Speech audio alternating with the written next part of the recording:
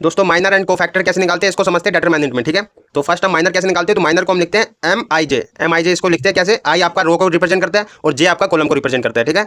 तो अगर आपका ए मैट्रिक्स है ये आपका, ठीक है, एंड अगर मुझे इसका यहाँ पे निकालना है क्या माइनर, सबसे पहले तो डिटरमिनेंट तो मैंने बता रखा है कैसे निकालना है आपको, क्रॉस मल्टीप्लाई कर देना है यहाँ पे इसको। अगर मुझे डिटरमिनेंट करना है ए डिटरमिनेंट यहाँ पे, एंड इसको ऐसे मल्टीप्लाई करते हैं, फिर माइनस का साइन लगा के इसको ऐसे मल्टीप्लाई करते हैं, ठीक है। यहाँ से -2 आ गया। अगर मुझे माइनर निकालना हो तो कैसे करूँगा मैं, माइनर ऑफ 1, ठीक है। अगर 1 का मुझे माइनर निकालना है तो यहाँ पे क्या करना है, देखो सिंपल है। अगर मुझे माइनर निकालना हो, ठीक है, तो M11 लिखा, ये 1 क्या आपका फर्स्ट रो और फर्स्ट कॉलम का, ठीक है। एलिमेंट का हमको माइनर निकालना है, तो यहाँ पे जिसका निकालना है उसको हाइड करना है रो और कॉलम से, ठीक है।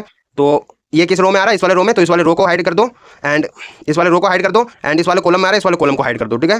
तो ये मैंने हाइड कर दिया, बचा क्या मेरे पास 4, ठीक है। तो 4 आपका M11 का हो गया। ऐसे ही M12, 1 क्या आपका फर्स्ट रो सेकंड कॉलम का आपको यहाँ पे माइनर निकालना है, ठीक है। तो फर्स्ट रो सेकंड कॉलम को आपको माइनर निकालना है, तो देखो आपको ये first row and second column को हाइड कर देना है, ठीक है। तो बचा क्या आपका 3, तो 3 आ गया। ऐसे ही आपको यहाँ पे M21 मतलब सेकंड रो फर्स्ट कॉलम का आपको एलिमेंट निकालना हो तो आपको उसको हाइड कर देना है। देखो सेकंड रो फर्स्ट कॉलम को आप हाइड कर दो, तो बचा क्या आपका 2, तो 2 आ गया इसका माइनर, ठीक है। ऐसे ही M22 निकालना है, तो मतलब कि आपको second row and second column के एलिमेंट का आपको माइनर निकालना है, तो क्या है 1 है, ठीक है। तो सिंपल आप ये समझो कि जिसका निकालना हो ना आप है, तो वो किस रो में आ रहा है उस रो को पूरा हाइड कर दो, एंड किस कॉलम में आ रहा है उस पूरे कॉलम को हाइड कर दो, ठीक है। तो जो बचेगा आपका वो आपका माइनर हो जाएगा, ठीक है।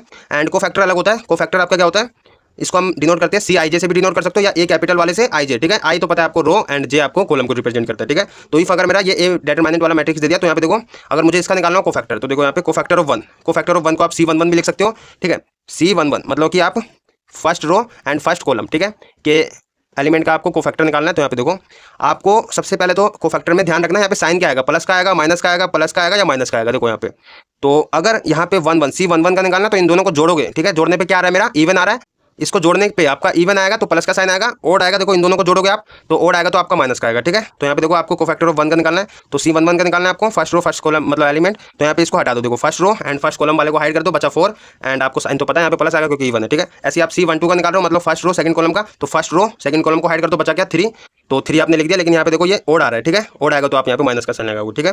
एंड ऐसे C21 का निकालना है आपको, ये भी ओड आ रहा है तो यहाँ पे माइनस साइन लगा दिया आपने पहले, एंड फिर देखो 2 1, तो सेकंड रो फर्स्ट कॉलम को आपको हाइड कर देना, तो आपका 1 बचेगा, सॉरी 2 1 है ना, सेकंड रो फर्स्ट कॉलम को आप हाइड करोगे तो 2 बचेगा, ठीक है। तो यहाँ पे साइन आपको पता है यहाँ पे माइनस लगा है, ऐसे यहाँ पे देखो साइन 2 2 है तो प्लस का साइन लगा, एंड 2 2 का आपको ऐसे हाइड कर दोगे, ठीक है। सेकंड रो सेकंड कॉलम को हाइड कर दोगे तो बचेगा 1, तो 1 आपका आ गया, ठीक है। एंड साइन का आपको पता है।